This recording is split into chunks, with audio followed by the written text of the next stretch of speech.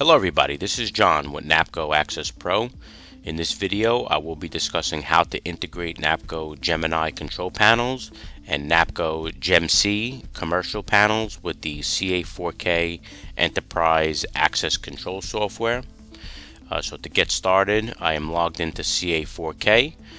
Before we begin, let's take a look at the help file, which details the guidance a little bit in detail. If you wanted to go along with the written form, you can go to help and click on help again, and you navigate to integration and you click on Napco Bergfire integration, and as you see here are the steps included to support the integration, and it goes over in more detail on what we're going to complete here in this video. So I just wanted to show you this section first, so you can always go along with that as well during your integrations. The first step with the Napco integration is to make sure that you have the Napco integration license. So this is something that you can check right in CA4K. If you click help and go to about and click on license, and as you see here, my Napco server account license is a 0. So you should see a license number here depending upon how many panels you're integrating. So this confirms that the integration feature is actually enabled. So if you don't have a license, you're going to have to reach out to your sales representative or contact our customer service department, and they can send you out a new license. So in this case, I'm also going to show you how to update it, because I also do not have the license installed on this machine. So I'm just going to close out of CA4K. So this is my new license that was sent to me. I put it on the desktop. So we want to go into your start menu and you open up your card access license manager. And we're going to go to import license, and I'm going to select that file off of my desktop. Okay. So now all my services will restart, and as you see here, I have a 4-count license that was sent. So now my Napco server count is showing me 4, so it should be 1 or greater. Alright, and it might take a moment or two for your services to be restarted, and once they do, we will open up CA4K to continue along in the video. Okay, so that has completed. We can go ahead and close out and reopen CA4K.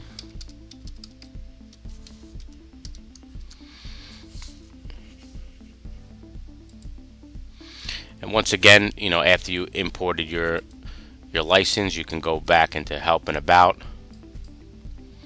And as you see here again, your license count is showing us 4 as opposed to 0. So again, very important, you need to make sure before you begin that you have the valid license. Okay, so some of the compatible hardware and firmware to integrate the Napco Gemini panels and the Gem-C panels. So first and foremost, you must use an IBR-Z remote or an IBR-Z remote-W. So the W in the model number just basically indicates that the Z remote has a built-in Wi-Fi module. However, it must be noted that the integration between the Napco panels and CA4K requires a Ethernet connection, so it does not support the Wi-Fi connection for the Napco integration. Again, Ethernet wiring is mandatory, so when you're installing your Z remotes, make sure that they are hardwired to the customer's network. For those who aren't familiar with the IBR-Z remote, this is something that gets installed onto the Napco intrusion products. So our Napco intrusion tech support team is available to guide you through installing an IBR-Z remote onto a Gemini control panel. As for the CA4K requirements, so CA4K requires 1.1 or later.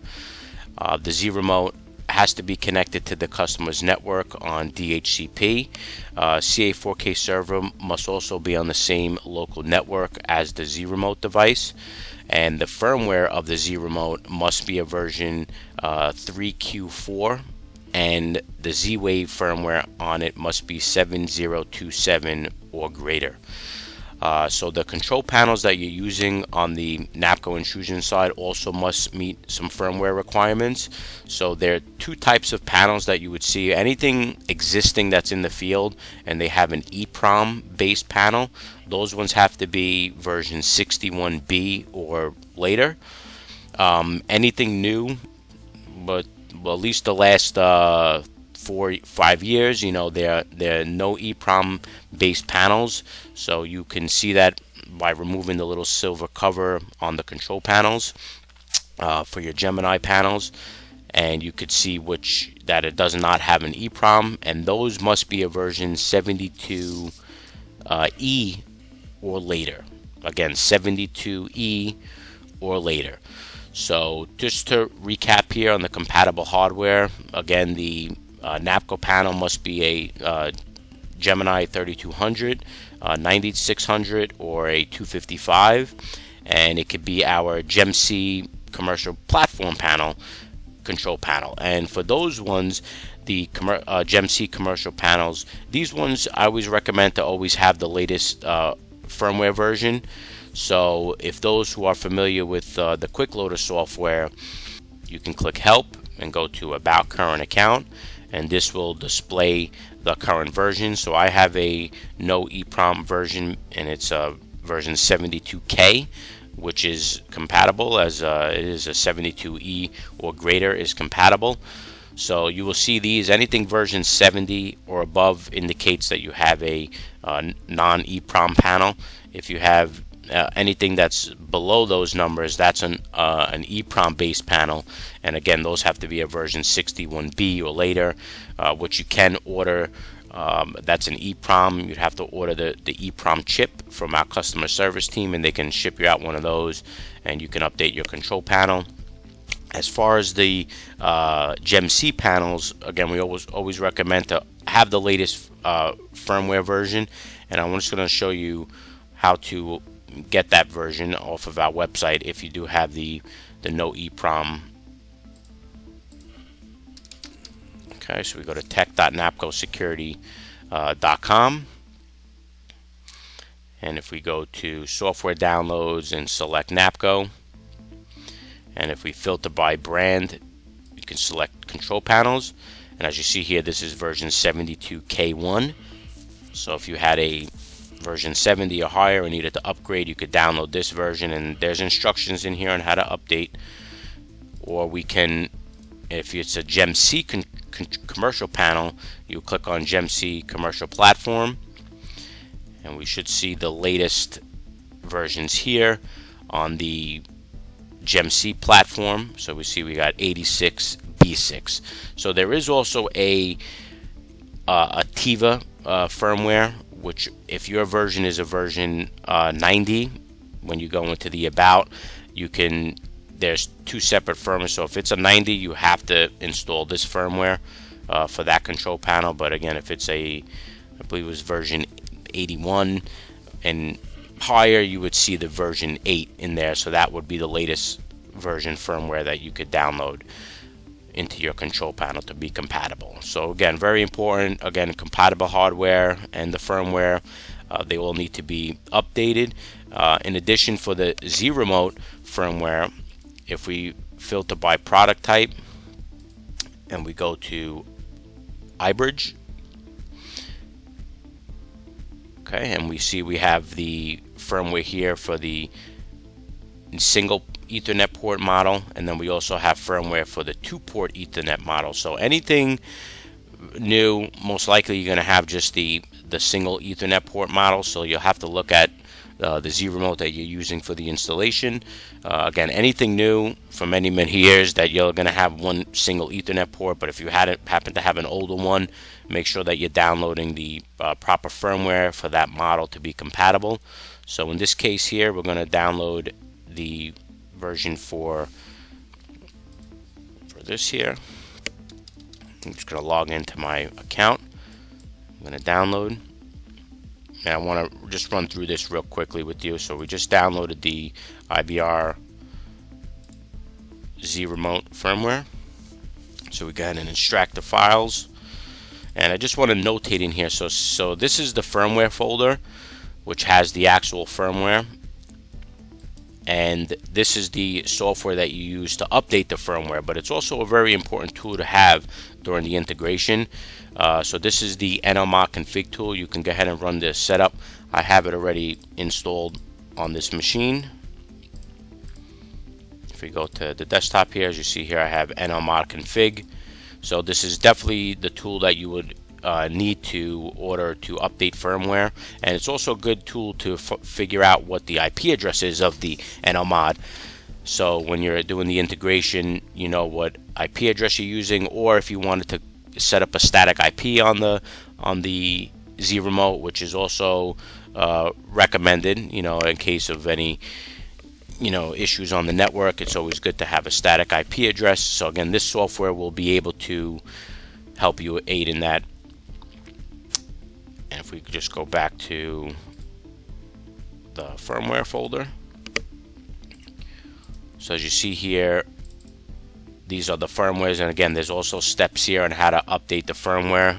We're not going to go ahead and update, but I want to just show you how to reveal the firmware through the NLMod configuration tool. So again, it's a great tool to have, definitely recommend it for the integration. So you're just on the same local network as the Z remote, and from CA4K, the server, you would click search.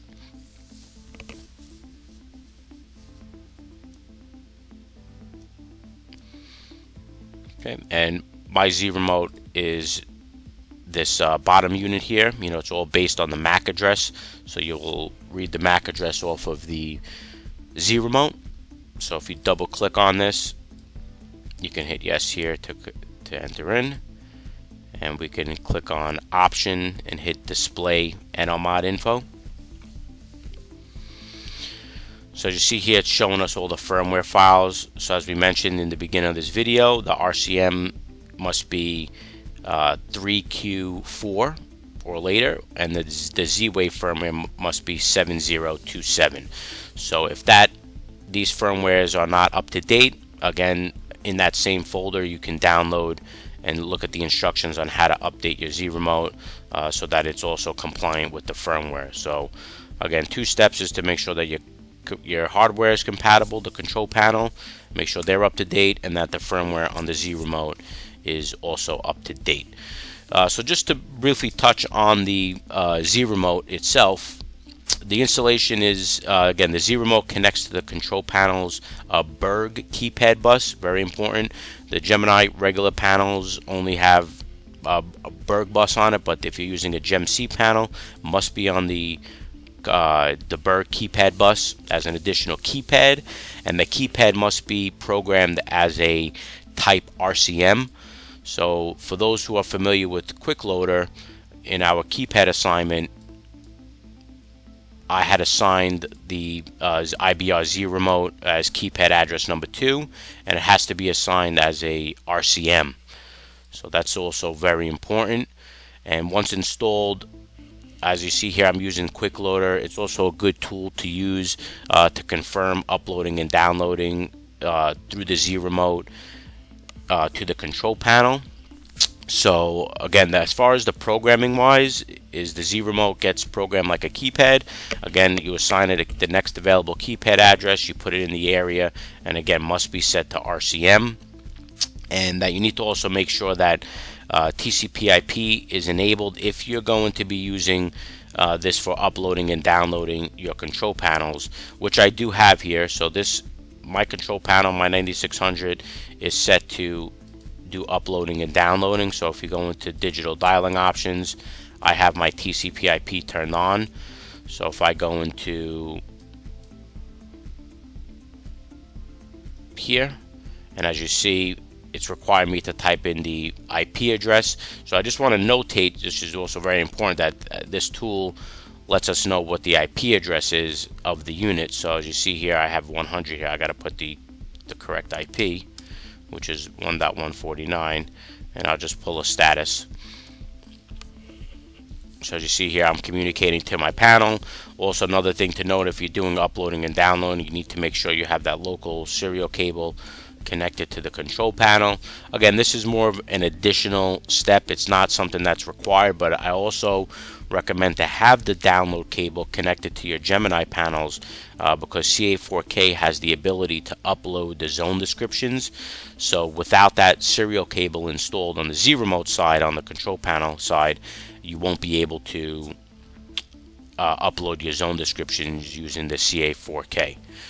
So again, just to go over the NLMod software, again, the tool used to discover the Z remote on the local network. In addition to this, if you don't have the NLMod software and you just want to know what the IP address is, we also have what we call is the iBridge Discover tool, which is pre-installed with your CA4K. So if you navigate to your C drive, x86, CA4K, and we go into tools, we scroll, we will see here the card access iBridge Discover EXE. I always like to run as administrator. And now we can click search. And this also will give us the IP address of the iBridge unit. So this is also another good tool to use if you just need to quickly, obtain the IP address. Again, you must be on the same local network in the Z remote and the CA4K server. Okay, so these are the prerequisites to getting started. Let's get back into CA4K and continue with the integration process.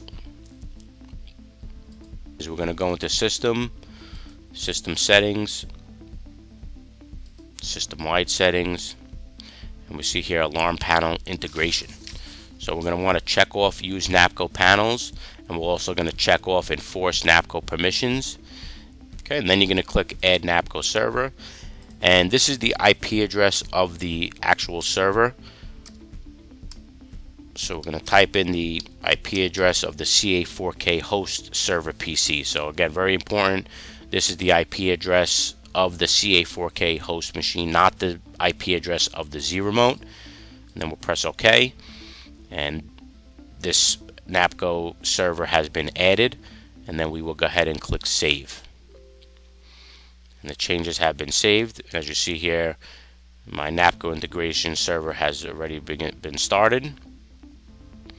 Okay, and we can close out of this here. Next step is to go to Configuration. Now you're going to see the new option here for Napco. So the first thing we want to do is click on Napco and go to Panels. And as you see here, we don't have any control panel added, so we're going to click on New. And I have a Gemini 9600. And you're going to see the options here. So if you had a 3200, obviously, or if you had a GemC combo panel, you would select that model here. And this is the panel security code. So on all of our control panels, there is a sticker. So I'm entering in my master security code of the panel. For these, you can leave as the default. This is the workstation, and the connection type is a Z remote. The integration for anything new and current is only through the Z remote. And for network address, again, this is the IP address of the IBR Z remote. So that's what we're going to be entering here. 149. And the socket number is 8003. So that we're going to leave as default. We don't need to change that. And the PC security code is also something that is defaulted as 0, as you see here.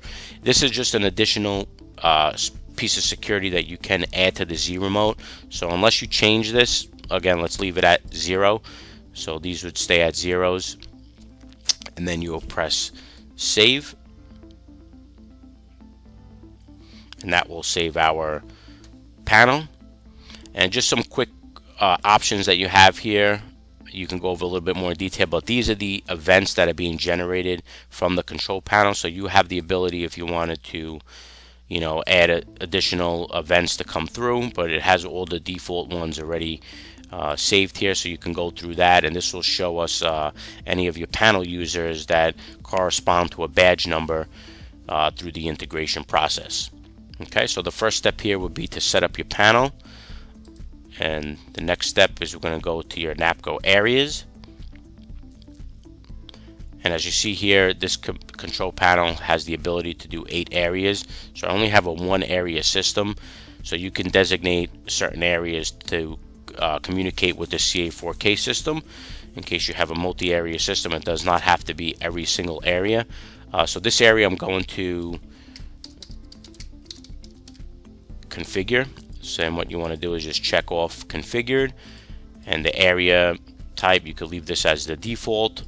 If there was any manual control privileges or the use of some relay controls, we'll go over this in another video a little bit more in depth with the integration. It's also in the help guide that goes over these, but for now we're just leaving it as the default because we want to control everything automatically.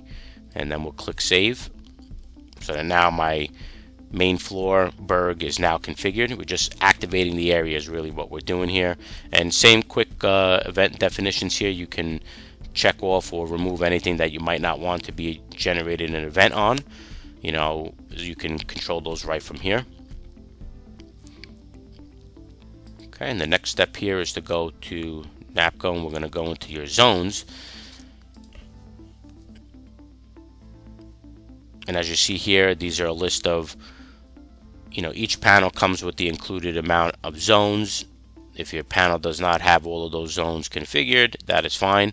But one thing I want to note here is this feature of upload zone descriptions. So this is where I was talking about that serial cable to be connected. So I have mine connected. So I'm going to hit upload zone descriptions.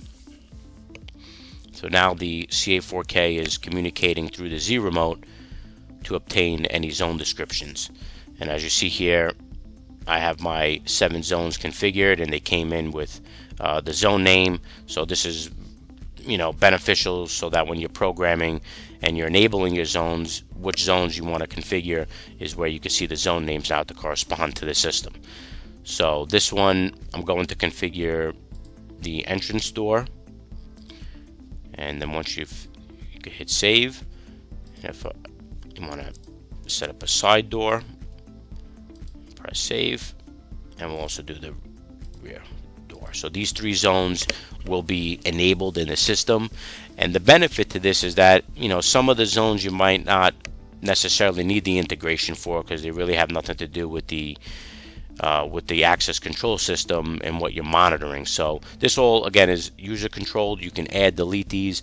If you also have a DVR integration set up on your CA4K, you can also have certain zones trigger video based upon an event. So these are a couple of the integration benefits to having this, especially if you have the DVR and VR integration set up.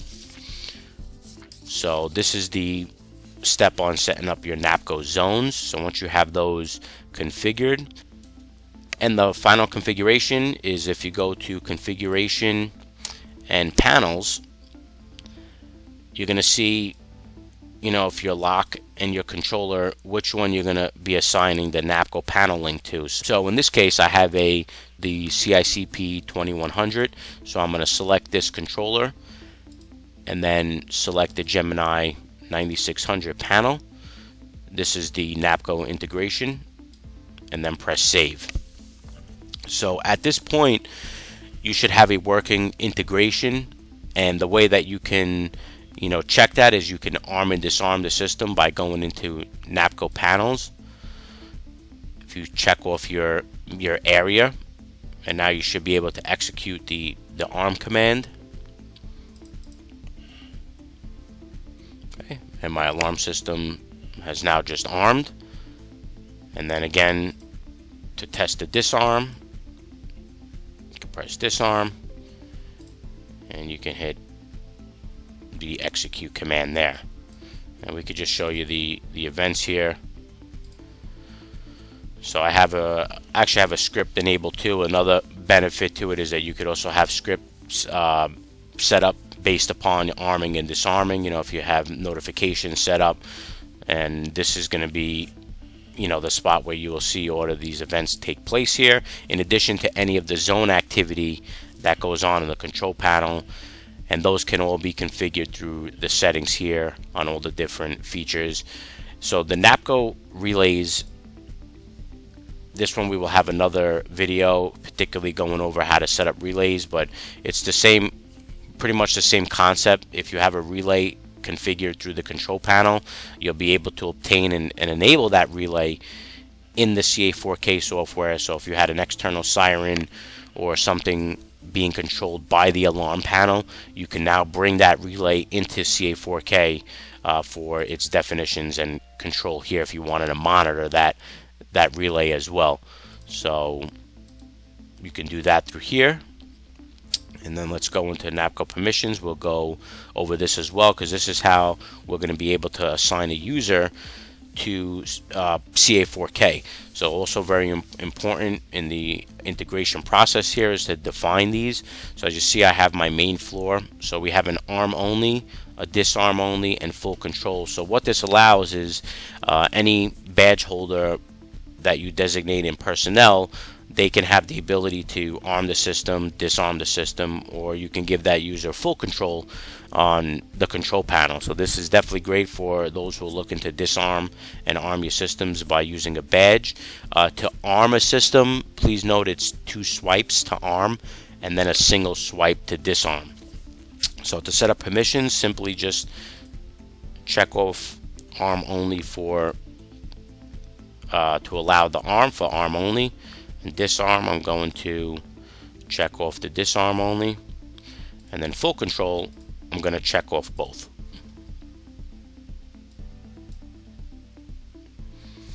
Okay, so now my permissions are set. I can go ahead and go into personnel. I'm going to go ahead and add a new person. So we'll click new person. This will be a new badge holder here.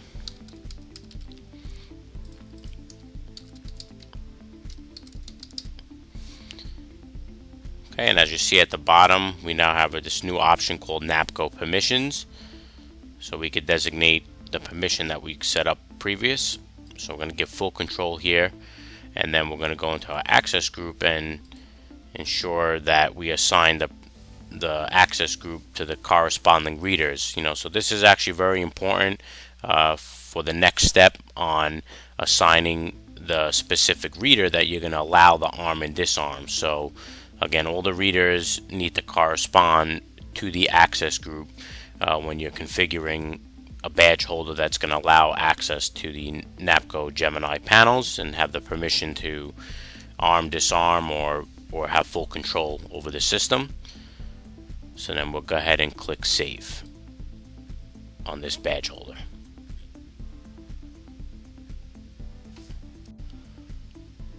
Then we'll go to configuration and go into readers. And as you see here, this is my universe panel here, my CICP 2100, and there is a new tab here called remote control.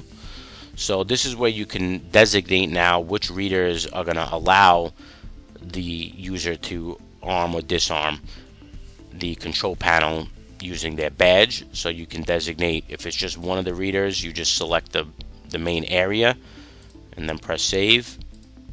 And if you don't want reader 2 to have access to it, this is again customizable.